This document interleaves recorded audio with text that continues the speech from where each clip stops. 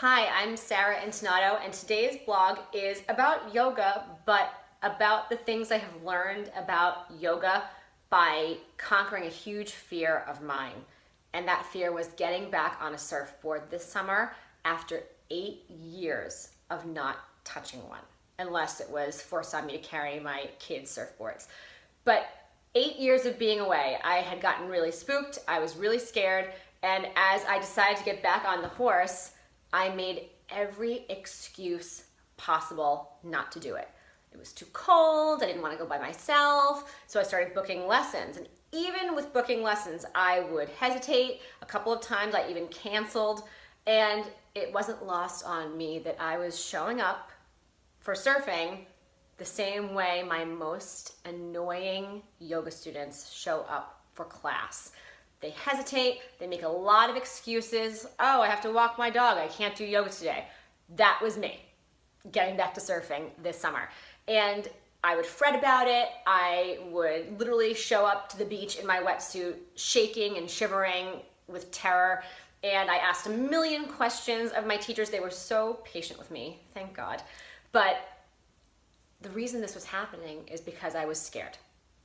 And yet, I didn't allow the fear to paralyze me. I knew it was time for me to get back and face this fear, which I've been carrying around for years.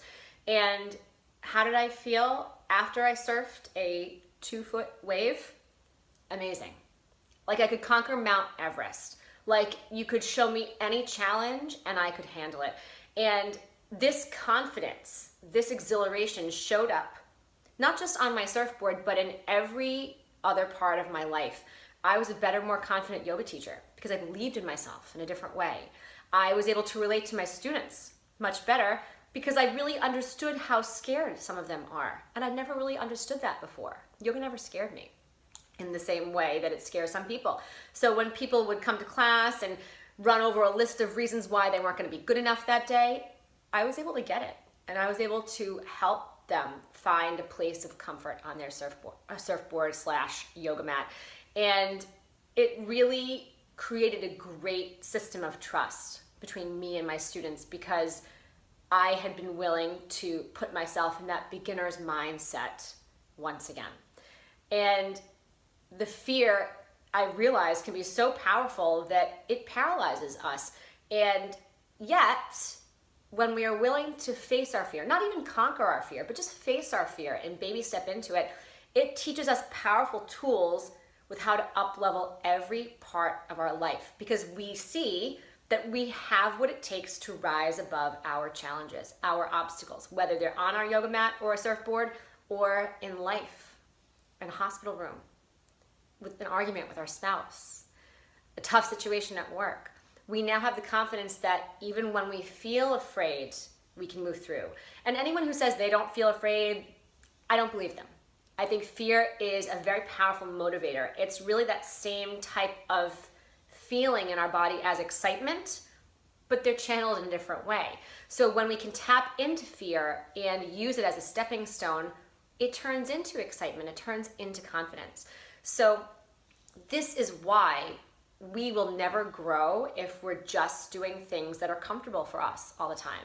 This is why your yoga pose can't just be the ones that are easy for you. This is why you have to have some elements to your yoga practice which are challenging, which require you to dig deeper in terms of your confidence and your willingness to try and fail.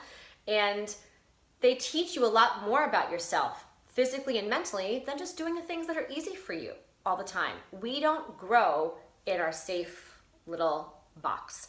We don't develop different levels of mental strength. Forget about the physical stuff. Mental strength in our safe little box. And if we want to step out of that box and really shine our light in the world in any area in which we're passionate about, we have to be willing to take risks and dig a little deeper with that fear. And by the way, not only did I wouldn't say over, but did I start to chip away at this fear, I was so sore. Talk about compassion for my students. Oh, the first day after I surfed, I felt like it was hard to put my sweatshirt on over my head. I was so sore. And I really think this is a crucial point because fear moves things through our bodies in a different way. The day after I surfed, by the way, I surfed 2 days in a row when I first got back in July. I got a terrible stomach bug. I was nauseous. Standing up felt like hard work. I was sweaty.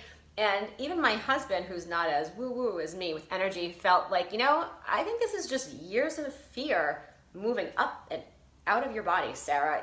You've been pushing it down for so long that when you do something that exhilarates you, that moves you, that allows that fear to rise up and leave, there's going to be some different energetic shifts. And then after that, I felt amazing. And my practice felt amazing. And my surfing felt amazing. And I continued to surf again. But the most important thing I took away from my summer of getting back on a surfboard was that I learned self-acceptance. I had to give myself a little pep talk every day on the beach before I suited up and got out about accepting myself, whether I wiped out, whether I took a wave down the line, whether I learned new skills and did them well, whether I tried new skills and was terrible at them, whether I pleased my teacher that day or whether I got yelled at for being a total disappointment, which did happen. I learned to accept myself because it's all about learning ultimately. So if it's really all about learning, there is no failure.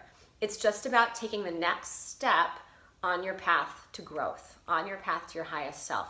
So I encourage you to do that today. If you've been avoiding certain parts of your practice because they've been intimidating you, make the connection with yourself and make the commitment to just try them, even if you only end up doing them halfway because you're not ready, even if you suck, even if you're terrified and after your attempt you go into your room and cry.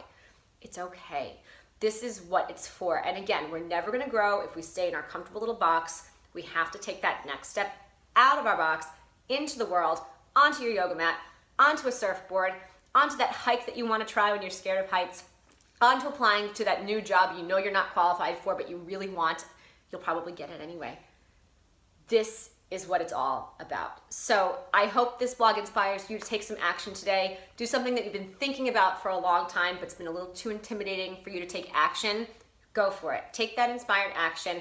Post in the comments below. Write me and tell me what happens after. What do you feel like? What shifts around you? And how are you consciously choosing to up-level your life by taking that little risk today? Have a beautiful day. Namaste.